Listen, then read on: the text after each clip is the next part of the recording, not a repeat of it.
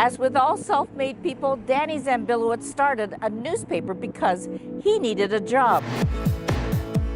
I needed a job that's probably the most honest answer. I came here with certain skills from the big city, from cities Montreal and Toronto, and I arrived here in '93. And basically I'd always been some kind of a writer, editor. I'd never published a newspaper. I didn't have a lot of experience with newspapers, but I'd written articles and reviews, and especially in college newspapers and so on. And I'd done a lot of editing, professional editing, and writing, copywriting. So basically, it was an attempt to use the skills that I had to try and create some income here. And I noticed that there wasn't an alternative publication, so I always enjoyed the alternative weekly newspapers in urban centers like Toronto and Vancouver. How do you make a living from a paper that I can pick up anywhere for free? Who says I make a living?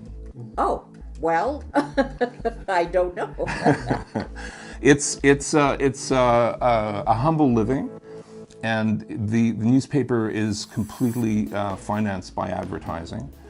And the advertising scene changes, and it has changed a lot, as everybody knows. It's a tough time for print media, and that's true of the Word as well, of course.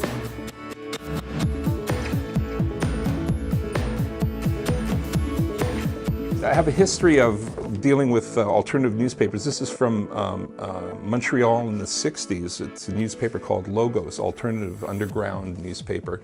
And I helped distribute them at the time in the late 60s. And I brought a whole bunch home with me as souvenirs. So the Word comes out of that tradition, sort of alternative weekly newspapers.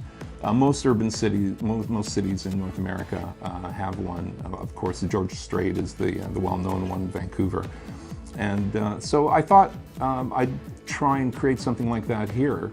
The focus of the alternative press is usually it's progressive, so progressive stories, politically progressive, dealing with social issues, very much arts and culture, and very, very local. In August of 2001, I started the Island Word. Basically I'd never produced a newspaper or published a newspaper before, and just thought I would try it. A friend of mine named Alan Gear actually provided me with the software to do layout, and without that I wouldn't have been able to do it, so I thank him for that. And so we started in August of 2001. September of 2001 was a major incident, of course, 9/11, and so the third issue of the Word, this is the third issue, which actually covered, that's how we dealt with 9/11, and there's all kinds of stories. There's an article by Jean Dugal, who wrote for many years in the newspaper about having a Muslim relative, which was a wonderful point of view at that time when people didn't really know what was going on. And so we did a number of articles in that issue.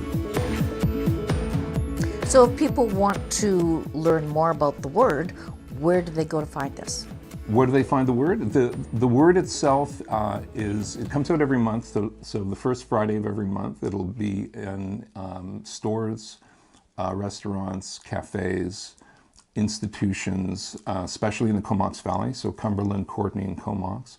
We also distribute about 30% of our run in Campbell River and some of the areas in between. Some of them go out to the islands, to Denman and Hornby especially. So it's out there. There are places in downtown. So cafes, I guess, in downtown Courtenay probably would be key places to find the paper. And the Sid Williams Theatre? And the Sid Williams Theatre, absolutely. Sure, all the downtown institutions, the library, Edible Island often has lots left over, or a few. And the website is islandword, www.islandword.com. So if you want to find out what's going on that isn't in your local paper, you can go and find a free copy in the theater, restaurants, grocery stores. They're all around the Comox Valley and in Campbell River. From downtown Cumberland, this is Judy Murakami for Shaw TV.